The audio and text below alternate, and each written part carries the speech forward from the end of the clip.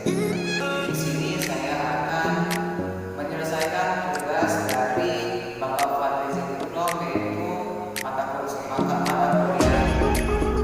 teknologi informasi dan komunikasi. Di sini saya akan membahas atau sedikit menjelaskan mengenai itu sistem komputer dan cara Di sini saya akan menjelaskan apa sih yang dimaksud dengan sistem komputer itu.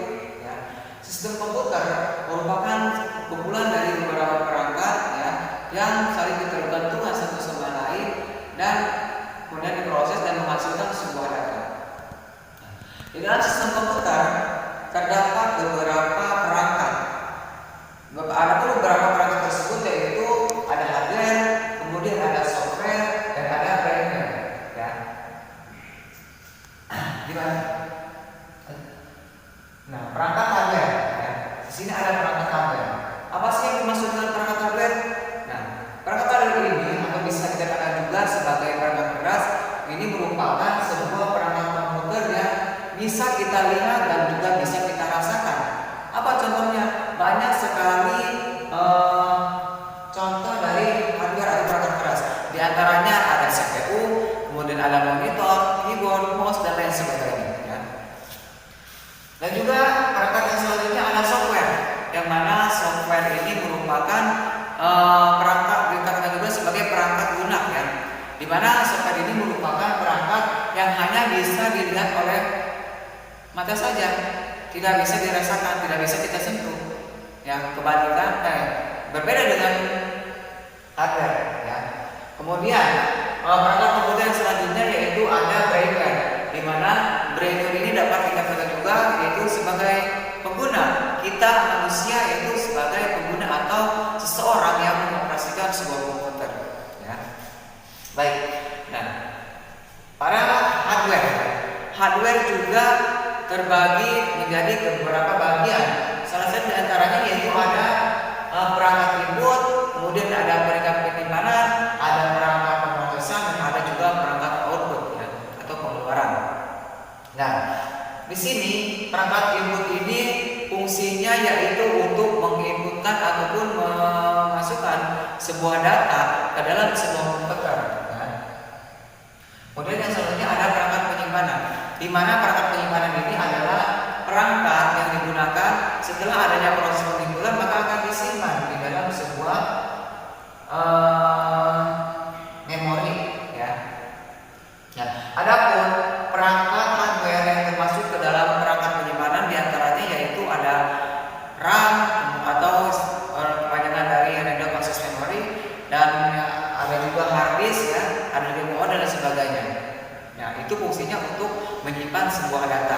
Kemudian yang selanjutnya yaitu ada perangkat pemrosesan, di mana perangkat pemrosesan ini adalah perangkat yang berfungsi untuk memproses data-data yang telah kita inputkan. Nah, adapun hardware yang termasuk adalah perangkat pemrosesan diantaranya yaitu ada yang namanya prosesor, di mana prosesor ini merupakan perangkat komputer atau perangkat hardware di mana fungsinya itu untuk memproses data yang telah kita inputkan. Dan juga proses ini dapat dikatakan juga sebagai otaknya komputer. Karena kenapa? Apabila di dalam sebuah komputer tidak ada yang namanya prosesor, maka data-data yang kita inputkan itu tidak akan diproses dan tidak akan menghasilkan sebuah informasi itu. Dan yang selanjutnya dalam hardware juga ada yang namanya perangkat output, di mana perangkat output ini merupakan perangkat yang fungsinya yaitu untuk melihat hasil inputan yang telah diproses tadi. Setelah melalui beberapa tahapan-tahapan dari mulai penginputan, kemudian penyimpanan dan pemrosesan, maka akan menghasilkan sebuah output atau pengeluaran, yang mana hasil output tadi yaitu akan ditampilkan dalam sebuah layar atau yang disebut sebagai monitor. Nah, ini contohnya monitor Nah, ini yang dinamakan sebuah monitor.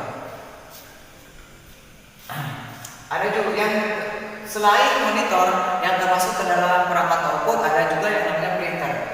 Printer Printer ini juga berfungsi untuk sebagai output ya, output data yang akan kita inputkan.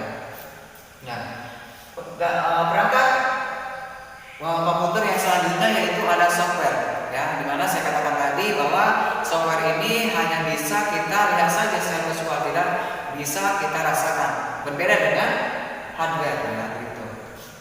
Ya. Adapun di dalam software juga terbagi menjadi beberapa bagian. Yang pertama yaitu ada sistem operasi, di mana sistem operasi merupakan sebuah sistem yang mana fungsinya itu untuk mengoperasikan sebuah komputer, ya, ataupun mengoperasikan data-data yang ada di dalam sebuah komputer. Nah, ada pun contoh dari sistem operasi yaitu ada Linux, kemudian ada Windows dan lain sebagainya. Dan untuk selanjutnya yaitu dalam software juga ada yang namanya program aplikasi, ya, di mana program aplikasi ini merupakan sebuah program aplikasi yang terdapat di dalam sebuah komputer. Ada banyak sekali program aplikasi dalam sebuah komputer. Nah, kita juga di zaman globalisasi ini tentunya sudah merasakan ya dari namanya program aplikasi ya. Ada pun beberapa aplikasi yang sudah kita rasakan, saat ini banyak sekali, di antaranya ada Google, kemudian ada Facebook dan lain sebagainya, masih banyak lagi. Ya.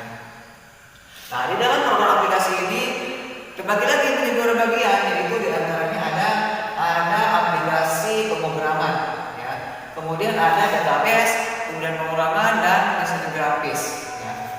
Kemudian yang terakhir yaitu dalam sebuah perangkat komputer ada yang namanya brainware, ya. Yang mana brainware ini merupakan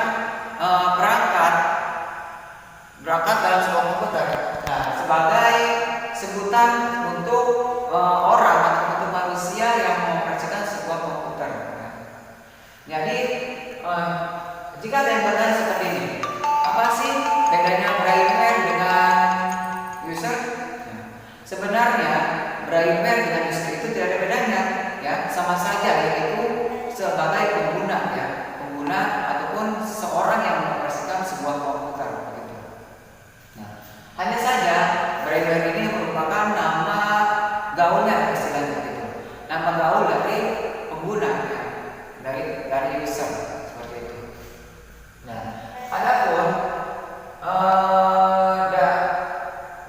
adapun dari brainware itu berbagi lagi menjadi beberapa bagian, ya. Ada manajer EDP, mana manajer EDP ini berfungsi atau bertugas untuk yang namanya memanage dari sistem-sistem komputer yang akan kita kerjakan. Kemudian analisis sistem, di mana analisis sistem ini adalah kita selaku manusia, selaku pengguna atau selaku seorang yang mengoperasikan sebuah komputer, kita itu harus bisa menganalisis sistem, ya, sistem yang terdapat di dalam sebuah komputer. Kemudian ada programmer, ya, di mana programmer ini merupakan seseorang yang pintar atau yang pandai dalam membuat sebuah program. Ya. Banyak sekali karya-karya seorang programmer, ya. Itu salah satu antara seperti web yang sering kita jumpai di browsingan, ya. Itu merupakan hasil atau ciptaan dari seorang programmer, begitu, ya. Selanjutnya yaitu ada operator, di mana brainware ini bertugas berfungsi untuk sebagai operator. Karena kenapa? Brainware ini merupakan seseorang, ya, yang mampu mengoperasikan ataupun, ya, mengoperasikan sebuah komputer, ya, begitu. Nah, mungkin itu ya yang dapat saya jelaskan mengenai sistem komputer. Dan untuk pembahasan selanjutnya yaitu kita akan membahas yang namanya cara mengoperasikan sebuah komputer. Setelah kita tadi membahas mengenai sistem komputer, nah yang selanjutnya yaitu kita akan membahas bagaimana tata cara mengoperasikan sebuah komputer.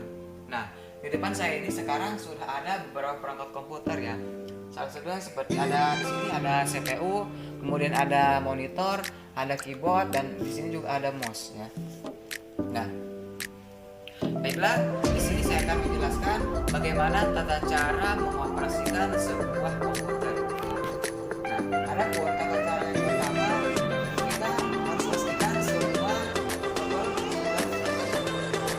sudah siap semua. Nah, untuk selanjutnya yaitu yang harus kita lakukan dengan menekan tombol power ya. Ini yang dimaksud, yang disebut sebagai tombol power.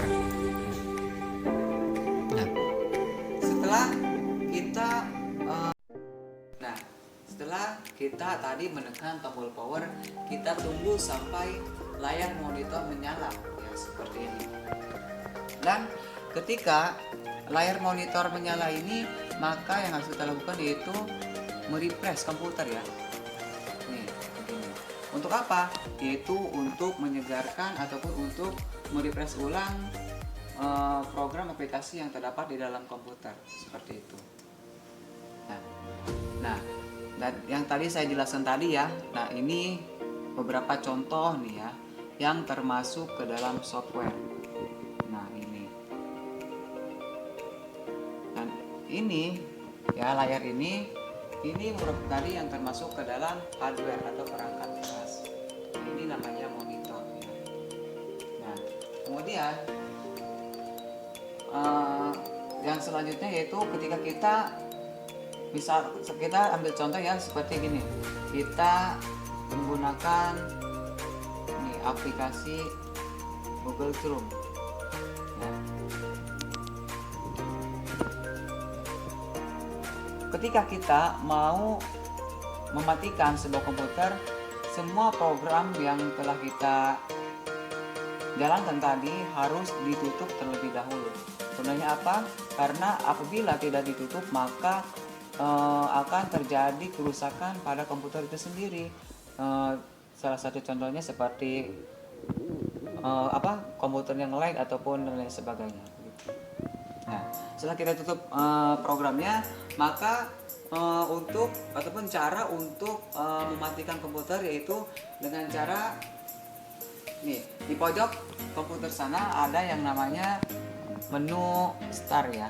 Nah, kita klik, kemudian kita ada di sini yang namanya shutdown, yang mana shutdown ini berfungsi untuk mematikan komputer gitu, ya. Nah, kita tunggu beberapa saat maka komputer pun akan mati gitu.